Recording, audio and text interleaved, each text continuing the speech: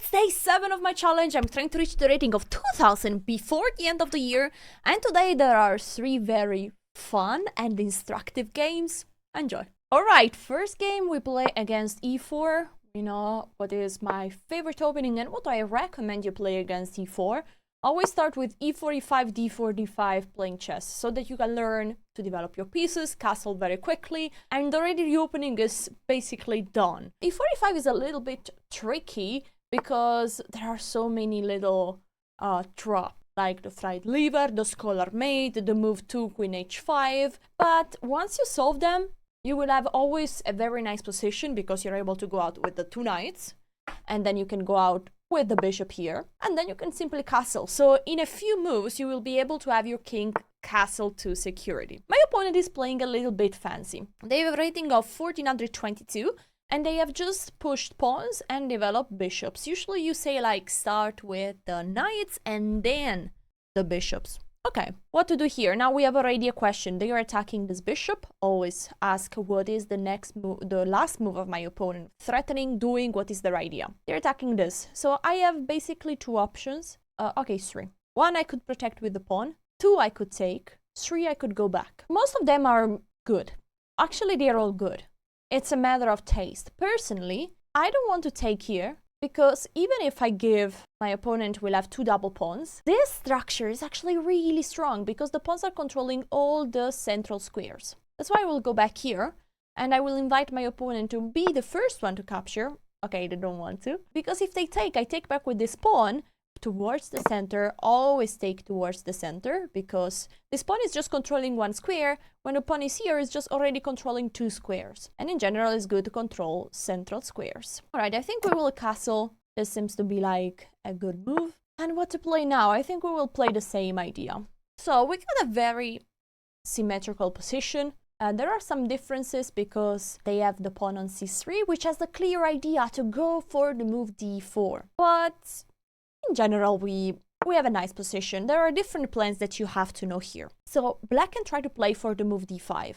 White can also try to do the same. Another plan is to bring the knight to g6 and then eventually to f4. Also queen d2 and bringing the rooks here is a great way to prepare for the move d5. And I think I will go for this. Queen here, bring the rook to the center and then push d5.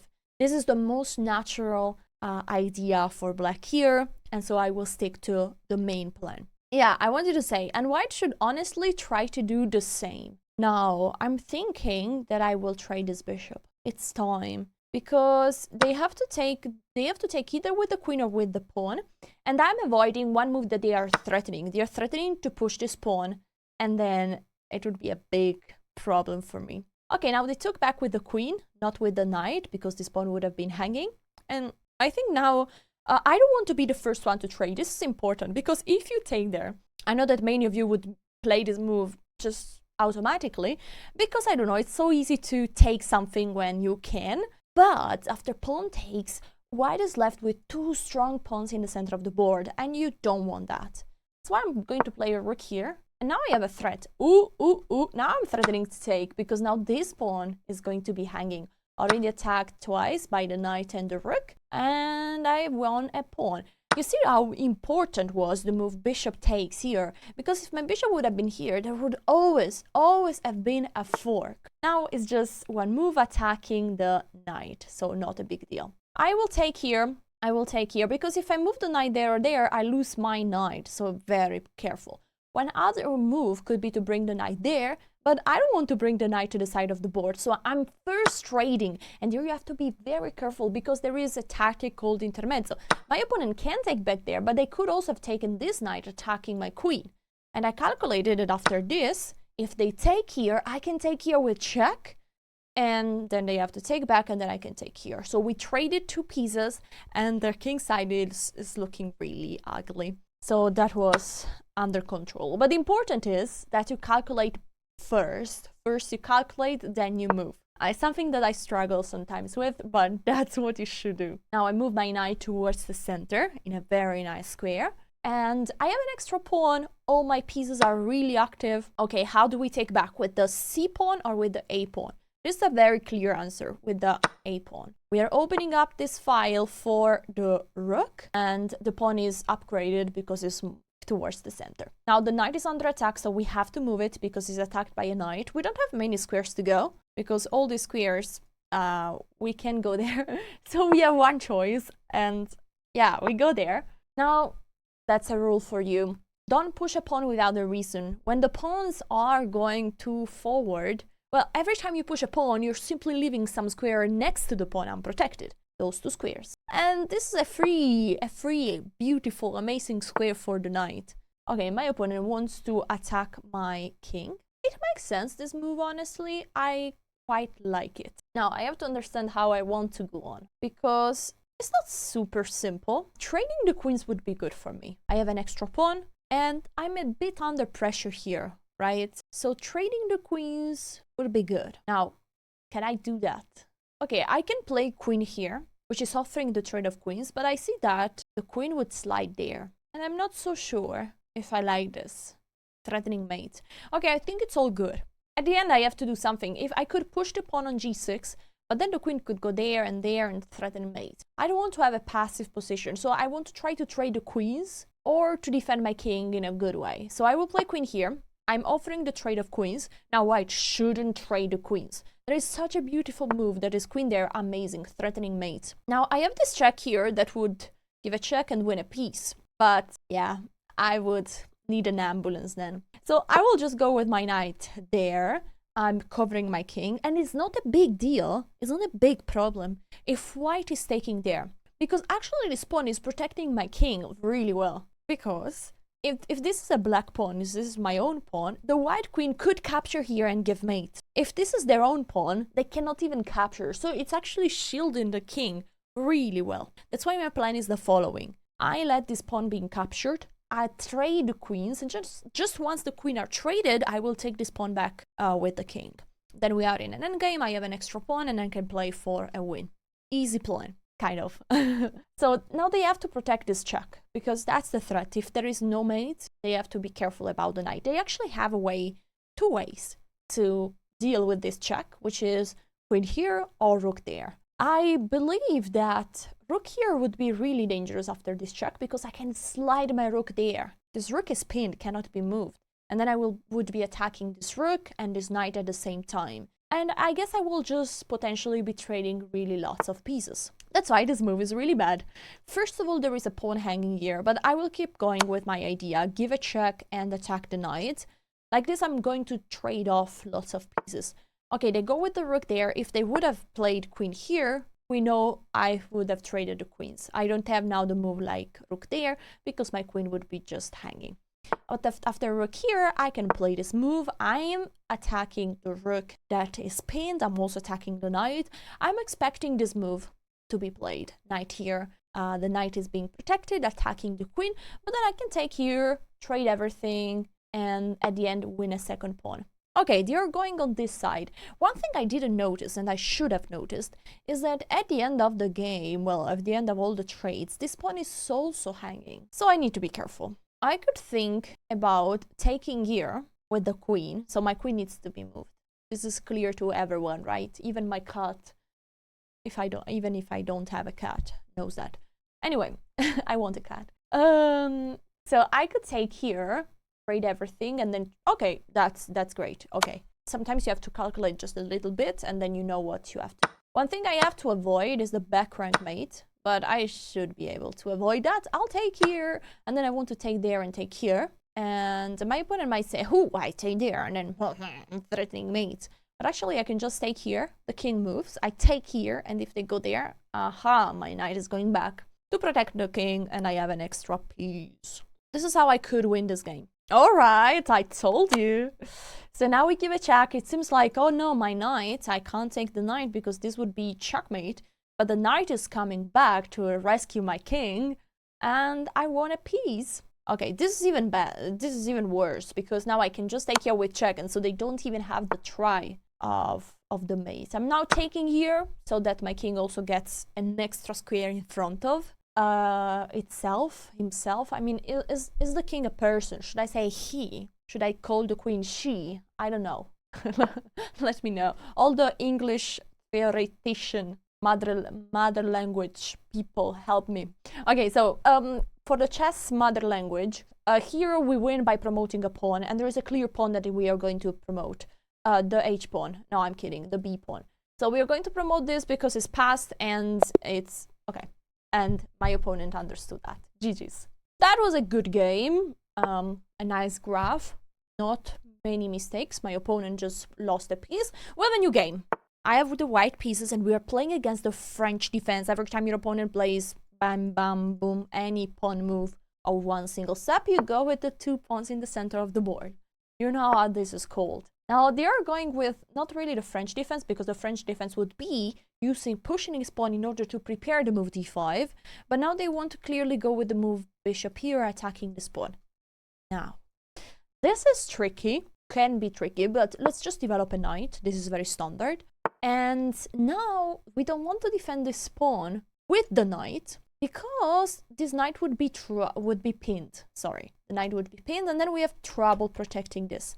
That's why we play bishop here. And now we are going to protect it with the queen. You might say, but why? Well, the reason is that in this position, black is going to play, if we would play this knight there, black is going to play moves like bishop here, pinning the knight, and then c5, and then maybe even c4, and this bishop has no square. That's why, in order after the move c5, we want to be able to respond with the move c3, protecting this pawn.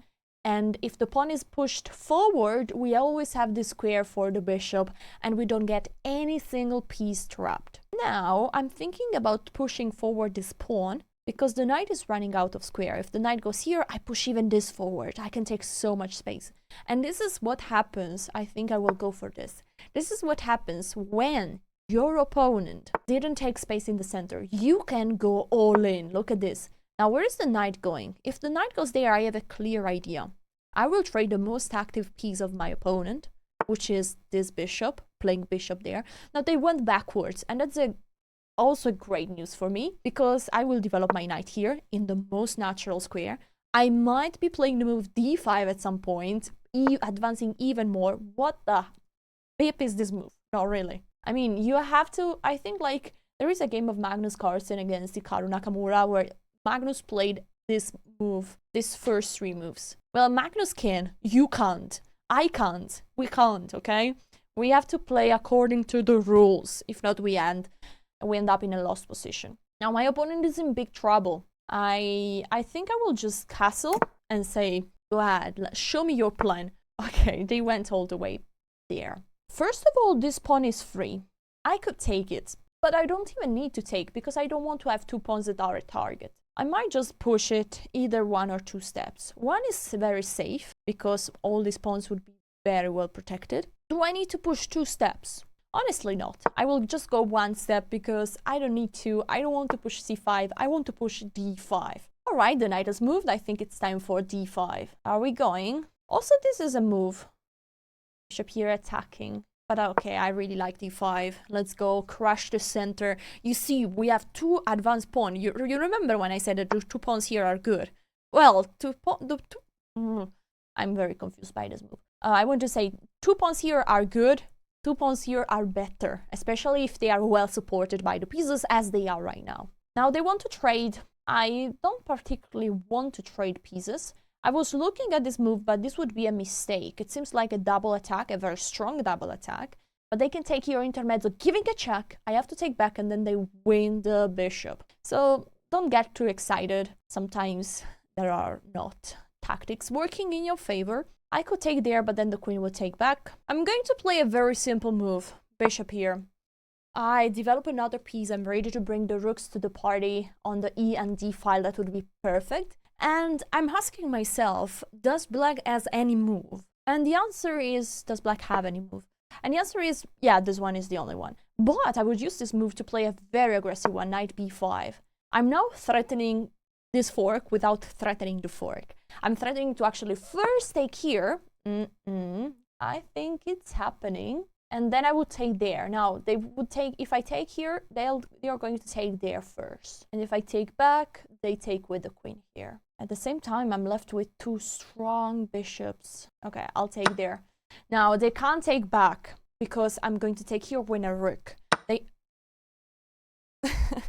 They have to take here, and then I have their move prepared. If they take here, sorry, I'm going to play queen g4. I'm protecting my knight, attacking the pawn. This bishop is hanging because it's attacked by the pawn. I'm threatening also bishop here, attacking the queen. Would have been such a dominant position. But now I think play can go for this, which is a nice little fork. Maybe I even give this check. Ah, yes, I give this check with the pawn. The king needs to go backward. Not so fun to play this position, huh? I'll take here. Should I take there? I'm thinking maybe I can take here first. Ah, looks really nice. I'll take there first. I'm threatening a discovery check with the knight. Still, this rook is under attack and cannot be moved. This is literally terrible for them. Okay, now I could just take. I will take. And they have this move that looks like, saving, but not really. So they are attacking my knight and also looking at this pawn. That's not an issue. I'll just go back here. I hope the queen doesn't move like a knight, because that would be mate. But after queen there, I can simply save it by playing bishop there, by playing f4. So many moves. I think I will choose bishop here, like this, with 3 pieces, as we have an extra rook. You don't feel too much that you have an extra rook, right? Because in the middle game, the rooks are not so strong. That's why if you trade a rook of a value of 5 plus a pawn of a value of 1, so in total 6 points, in exchange of 2 minor pieces that have a value of 3 each, it's not a good trade in the middle game. You want to have minor pieces because they are active in the middle game. Instead, the rooks are sleepy heads. Okay. There is a pawn under attack. I'll play this move, protecting the pawn, attacking the queen. And then it's time to bring this knight back to the party. And bring the rooks as well. Not so easy though. Trading pieces is always good. The position is quite blocked, so it's not very simple to get to the king. But if I trade a few pieces, then it would be possible. For example, I need to get rid of all of them, those 4. And then I can play c5, slide my queen here, and the king is...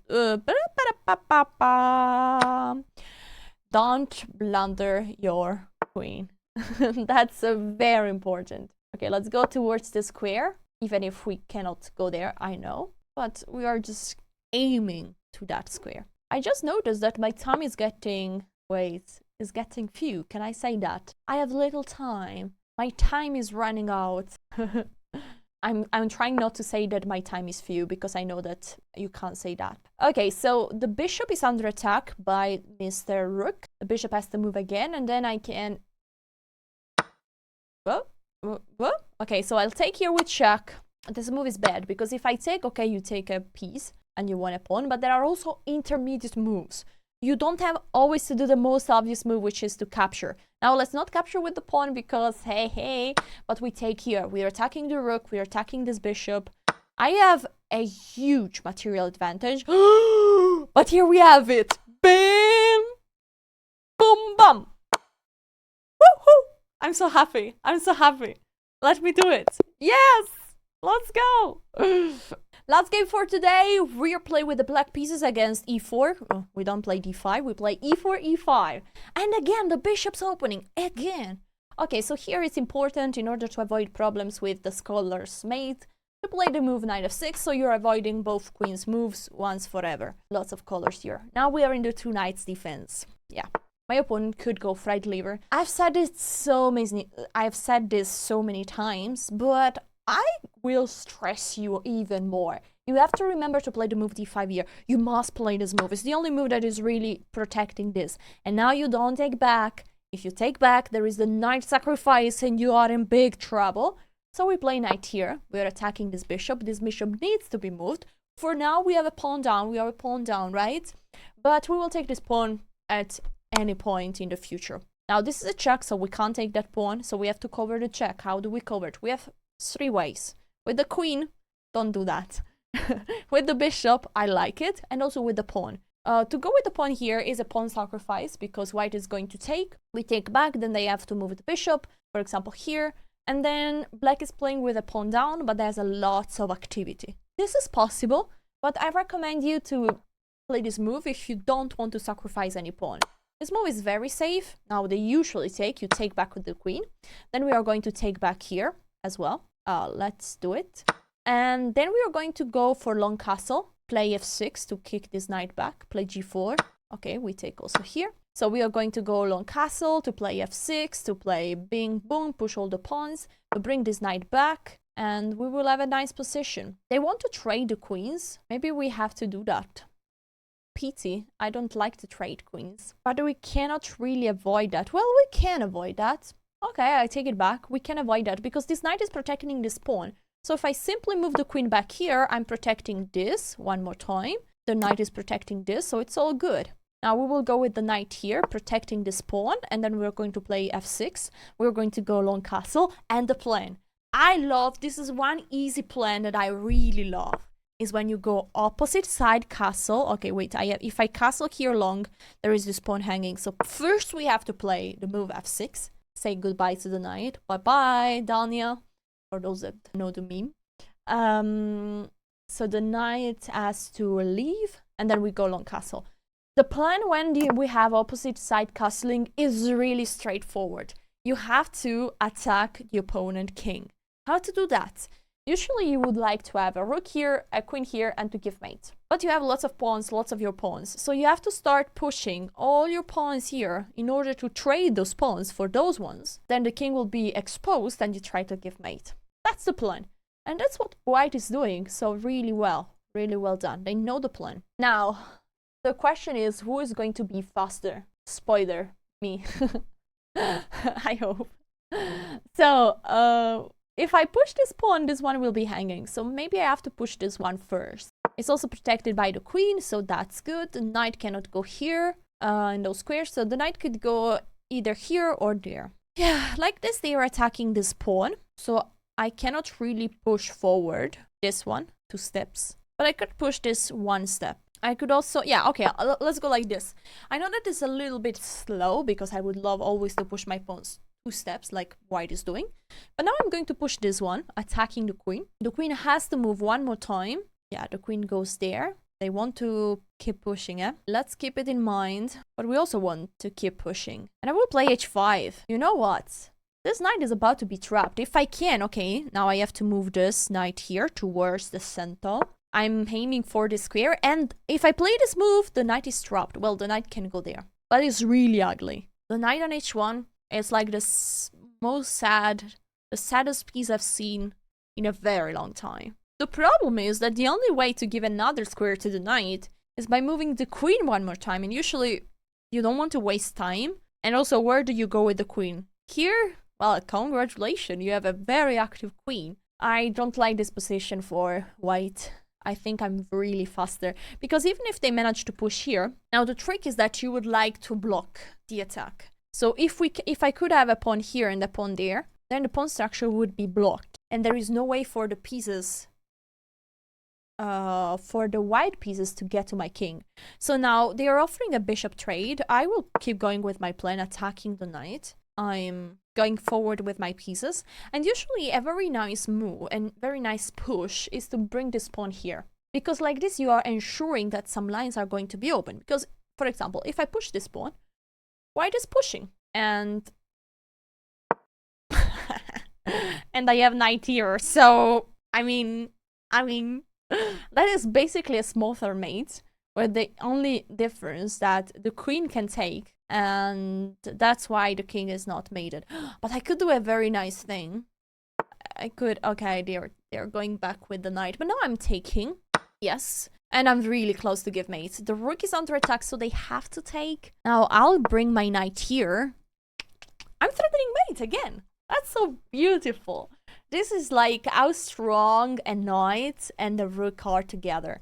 Now, the knight is protected by a pawn, so we also have to involve this pawn. But this would be checkmate. Oh. And when you can take a piece, look for better. GG's. Hope you guys enjoyed those games. If yes, remember to like and subscribe, and see you tomorrow for day 8. We try to reach the rating of 1500. See you tomorrow. Ciao.